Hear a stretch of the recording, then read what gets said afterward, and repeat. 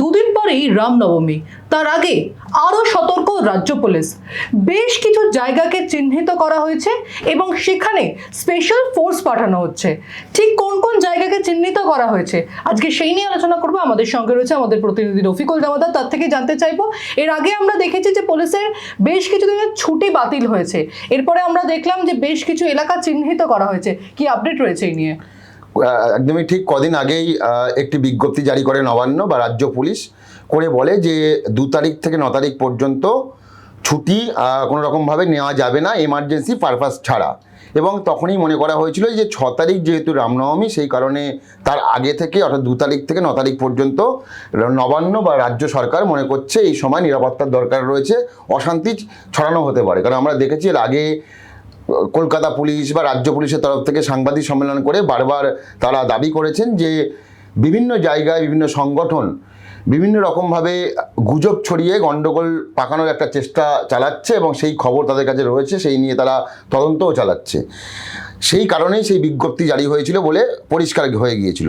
এরপর মমতা বন্দ্যোপাধ্যায় দুদিন আগেই নবান্নে তিনি এই রামনবমী নিয়ে বারবার বলেছেন যে কেউ কেউ অশান্তি পাকানোর চেষ্টা করবে, কিন্তু রাজ্য পুলিশ বা কলকাতা পুলিশ তারা অ্যাক্টিভ থাকবে, কোনো রকম কোনো গুজবে কান দেবেন না, যার যেরকম যা তোমার অনুষ্ঠান সেরকমভাবে অনুষ্ঠান পালন করবেন, কিন্তু অশান্তিতে যাবেন না। মমতা বন্দ্যোপাধ্যায় স্পষ্ট করে দিয়েছেন। আজকের যে অর্ডার কিছুক্ষণ আগে আমাদের হাতে এসছে, সেখানে দেখা যাচ্ছে যে রাজ্য পুলিশের তরফ থেকে প্রায় 21 জন আইপিএসকে বিভিন্ন জায়গায় পাঠানো হচ্ছে এবং এলাকাগুলো কি সেগুলো এই অর্ডারে বলে দেওয়া হচ্ছে। আমি একবার দেখাবো এই অর্ডারটা, যেখানে হচ্ছে রাজ্য পুলিশের অর্ডার এবং টোটাল 29 জন অফিসারকে এই রামনবমীর জন্য স্পেশালভাবে পাঠানো হচ্ছে বিভিন্ন জায়গায়।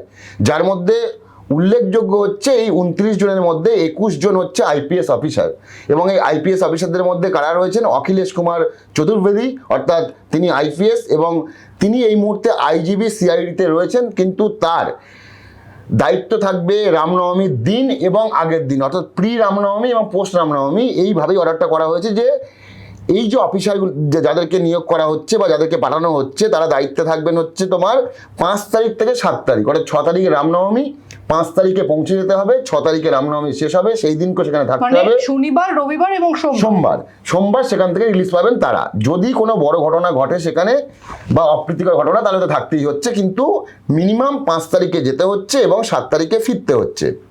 যেটা আমি বলছিলাম যে আইপিএস অখিলেশ কুমার চতুর্বেদী তিনি সিআইডিতে রয়েছেন, কিন্তু তিনি ওই দিন অর্থাৎ রামনবমীর দিন এবং তার আগের দিন থেকেই দায়িত্বে থাকবেন হাওড়া পিসিতে বা হাওড়াতে। এবং এরপরে রয়েছে অলোক রাজরিয়া আইপিএস, এরপরে রয়েছে তোমার সুমারজিৎ রায় আইপিএস, রাঠোর অমিত কুমার রয়েছেন, একের পর এক নাম, মানে আমি সেগুলো পড়ছি না। তার মধ্যে উল্লেখযোগ্য হচ্ছে হাওড়ার জন্য 6 জন আইপিএসকে রাখা হচ্ছে এই রামনবমীকে কেন্দ্র করে। আমি তোমাকে একটা জিনিস জানতে চাইবো যে কোন কোন জেলা রয়েছে, যদি তুমি একটু বলো। একদমই ঠিক। আমি হাওড়ায় যেমন বললাম যে এই হাওড়া জেলার জন্যই 6 জনকেই, এবং হাওড়া শহর, কিন্তু হাওড়া গ্রামীণের জন্য আলাদা, সেটা আমি পরে বলছি। হাওড়া শহরের জন্য বা হাওড়া পিসি বা পুলিশ কমিশনার এলাকার জন্য 6 জন আইপিএসকে রাখা হচ্ছে 5 তারিখ থেকে 7 তারিখ পর্যন্ত। এরপরে রয়েছে হচ্ছে ব্যারাকপুর। তুমি জানো বিভিন্ন সময় অশান্তি ঘটছে বিভিন্ন কারণে। রামনবমীর দিন সেখানে যাতে কোনো অশান্তি না হয় বা কোনো অপ্রীতিকর ঘটনা না ঘটে, সেই কারণে এই ব্যারাকপুর নিয়ে কিন্তু অতি সক্রিয় নবান্ন, এবং সেখানে পাঠানো হচ্ছে আইপিএস কঙ্কর প্রসাদ বারুইকে, এবং পাঠানো হচ্ছে ইন্দ্রজিৎ বসুকে, এবং আরও একজন আইপিএসকে পাঠানো হচ্ছে অজিত সিং যাদব। অর্থাৎ 3 জন আইপিএস, ক্ষমা করবে, আরও একজন রয়েছে এই অর্ডারে, সেখানে আরও একজন আইপিএস রয়েছেন দেবাশিস নন্দী। অর্থাৎ 4 জন আইপিএস থাকবেন ব্যারাকপুরে, যে ব্যারাকপুরে আমরা বিভিন্ন সময় দেখেছি নৈহাটি থেকে শুরু করে বিভিন্ন জায়গায় অশান্তি ঘটতে বিভিন্ন কারণে, সে রাজনৈতিক বলে বা অন্যান্য কারণে। সেখানে 4 জন আইপিএস থাকছেন এই রামনবমীকে কেন্দ্র করে। এর পাশাপাশি উল্লেখযোগ্যভাবে থাকছেই, কারণ চন্দননগরের আগে অতীতে আমরা দেখেছি রামনবমীকে কেন্দ্র করে গণ্ডগোল ঘটেছে, এবং সেই কারণেই এই চন্দননগর নিয়েও নবান্ন অতি সক্রিয়, যাতে কোনো রকম কোনো অশান্তি না ছড়ায়, কোনো রকম কোনো অপ্রীতিকর ঘটনা না ঘটে, এবং শান্তিপূর্ণভাবে যাতে রামনবমী যে মিছিল রয়েছে বা যে সমস্ত কার্যকলাপ রয়েছে সেগুলো যাতে ঠিকঠাকভাবে হয়, তার জন্য সেখানেও প্রায় 4 জন সিনিয়র র্যাঙ্কের অফিসার রাখা হচ্ছে, এবং তার মধ্যে রয়েছেন 4 জনই আইপিএস, অর্থাৎ 4 জন আইপিএসকে রাখা হচ্ছে চন্দননগরেও। কি বললাম, হাওড়ার জন্য রয়েছে 6 জন আইপিএস, ব্যারাকপুরের জন্য রয়েছেন 4 জন এবং চন্দননগরের জন্য রয়েছেন আরও 4 জন, অর্থাৎ আইপিএসদেরকে বিভিন্ন জায়গায় পাঠানো হচ্ছে। এছাড়া রয়েছে শিলিগুড়ি, রয়েছে হাওড়া গ্রামীণ, যেটা বলছিলাম হাওড়া গ্রামীণের জন্য শান্তনু চৌধুরী, তিনি সিনিয়র অফিসার, তাকেও রাখা হচ্ছে। এবং মুর্শিদাবাদ মালদা, এর আগেও আমরা দেখেছি রামনবমীকে কেন্দ্র করে বিভিন্ন রকমভাবে অশান্তি ঘটতে, সেই কারণে নবান্ন একেবারে ম্যাপিং করে একটা সিদ্ধান্ত নিয়েছেন কোথায় কোন অফিসারকে পাঠানো হবে এবং পাঠানোর ফলে যে আইন শৃঙ্খলা, সেই আইন শৃঙ্খলা যাতে অবনতি না ঘটে বা কোনো রকম কোনো অশান্তি না ছড়ায়, সেটা মাথায় রেখে কিন্তু এই বিজ্ঞপ্তি নবান্ন। সংখ্যাটা 29, মানে মোট 29 জন অফিসার, যার মধ্যে প্রীতি 21 জন হচ্ছে আইপিএস অফিসার এবং বাকিরা রয়েছেন সিনিয়র অফিসাররা। মোট 29 জন অফিসারকে পাঠানো হচ্ছে বিভিন্ন জায়গায়। আবারও বলবো, যে জায়গাগুলোকে বারবার চিহ্নিত করছে বা মনে করছে এখানে ফোর্স রাখা দরকার বা একজন সিনিয়র আইপিএসকে রাখা দরকার, সিনিয়র আইপিএস থাকছেন মানে তার সঙ্গে আরো ফোর্স থাকবে। এবং সেই কারণে আমি আবারও বলবো, হাওড়া, ব্যারাকপুর, চন্দননগর, শিলিগুড়ি, হাওড়া গ্রামীণ, মুর্শিদাবাদ, মালদা, ইসলামপুরও একই। আমরা জানি এর আগেও রামনবমীকে কেন্দ্র করে ছোটোখাটো গণ্ডগোল ঘটেছে, কিন্তু এবারে রাজ্য সরকার বা মমতা বন্দ্যোপাধ্যায়, রাজ্যের মুখ্যমন্ত্রী, কোনো রকমভাবে অশান্তি যাতে না হয় তার জন্য সব রকমভাবে প্রস্তুতি তারা নিয়ে রাখছেন।